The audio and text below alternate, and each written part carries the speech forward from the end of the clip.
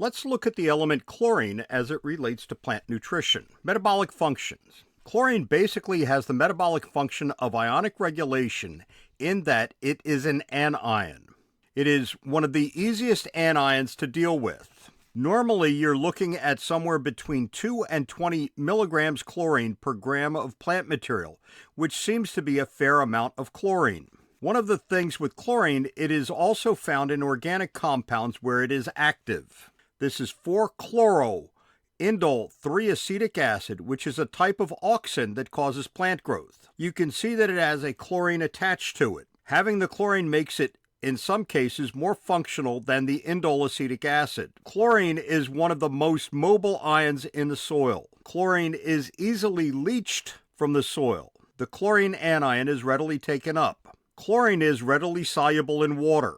Most plant species accumulate chlorine at relatively high levels compared to other elements. The major function of chlorine is ionic regulation inside of the plant. Most plant species accumulate chlorine at relatively high levels compared to other elements. The major function of chlorine is ionic regulation inside of the plant. It may be absorbed either by the root or by the foliage, which is rather interesting. Sufficiency. Most plant species contain somewhere between 2 and 20 milligrams chlorine per gram of dry matter. This is not a whole lot.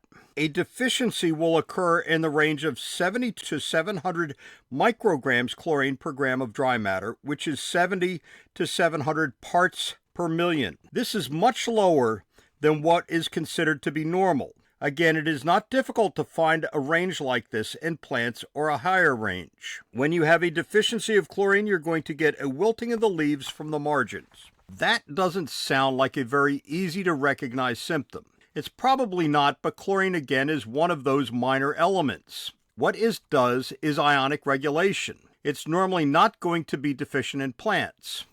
It is not recorded to be luxury consumed. When you have something that is this mobile, it is very difficult to isolate it inside of the plant. Toxicity. Chlorine can accumulate in soils that have received salt water for irrigation or are in arid areas. Watch the video on sodium because we talked about using salt water for irrigation. You're getting a lot of accumulation of sodium, which is very problematic. Chlorine can be a serious air pollutant when anthropogenic sources are released. There are a lot of anthropogenic sources. We use chlorine as a disinfectant. It is readily available for purchase. Chlorine is often used to decontaminate biologics. If you go to a swimming pool or hot tub, you've always got chlorine in it. The chlorine evolved off is very mobile and toxic. This shows you toxicity on an orange leaf. You're getting what looks like burning. If it mixes with water, it can create hydrochloric acid, which is going to substantially affect your pH. That is problematic. It reacts with other organic chemicals to produce secondary pollutants, which include particulate matter and ozone. When chlorine gets into the air, it reacts with organics and creates smaller particles. Chlorine is monovalent, which means it doesn't bind things together. It really causes things to become smaller. Chlorine is also involved in the formation of ozone. Neither of these are good for health around us. Sources. Anthropogenic sources are one of the main places where we get chlorine from. Anthropogenic sources means anything that is man-made.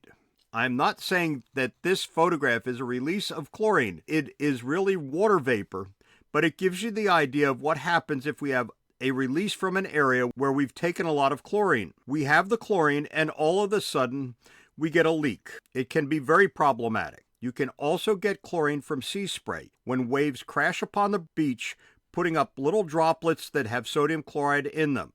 You can get release of chlorine as the droplets dry out in the air.